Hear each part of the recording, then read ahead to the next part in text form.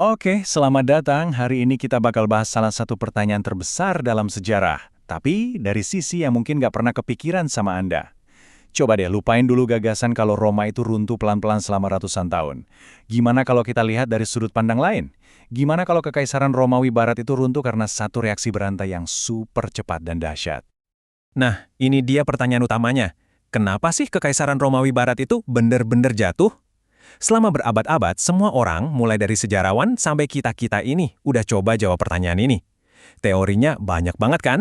Tapi, apa sih yang sebenarnya terjadi? Oke, coba kita bandingin ya dua penjelasannya. Di kiri, ini yang biasa kita dengar. Katanya karena moralnya rusak, dekadensi, banyak penyakit, ya pokoknya hal-hal yang butuh waktu berabad-abad buat kejadian. Tapi di kanan, ada argumen yang jauh lebih dramatis. Argumen ini bilang, keruntuhan Roma itu bukan proses yang lambat, tapi lebih kayak ledakan, satu reaksi berantai yang dipicu oleh satu guncangan besar dari luar. Jadi, yuk kita telusuri domino pertamanya. Apa sih yang jadi pemicu semuanya? Jawabannya ternyata ada jauh di perbatasan kekaisaran. Pemicunya, bangsa Han. Dan ini penting banget buat dipahami, mereka ini bukan sekedar suku barbar biasa. Kemunculan mereka itu kayak revolusi strategis. Mereka bawa cara perang yang sama sekali baru dan super menakutkan, yang menciptakan gelombang kejut begitu besar sampai semua bangsa di sekitar mereka lari tunggang langgang. Dan larinya kemana? Ya, langsung menuju perbatasan Roma. Nah, slide ini nunjukin efek dominonya dengan jelas banget. Coba lihat.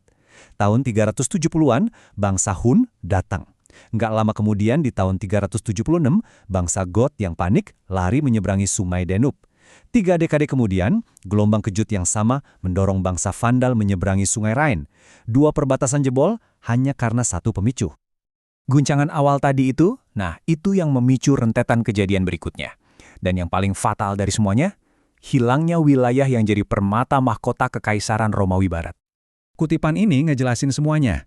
Afrika Utara itu bukan provinsi biasa, tapi mesin ATM-nya Roma.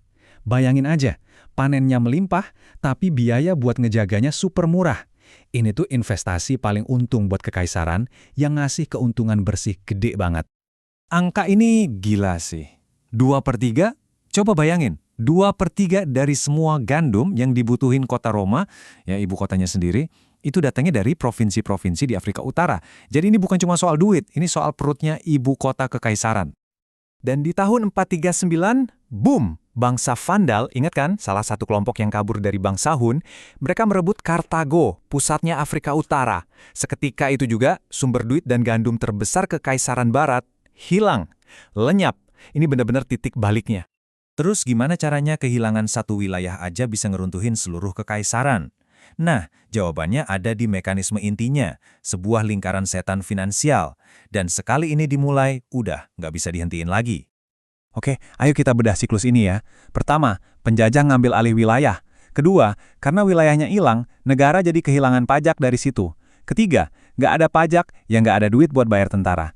Dan keempat, tentaranya lemah, ya makin gampang penjajah ngambil wilayah lagi.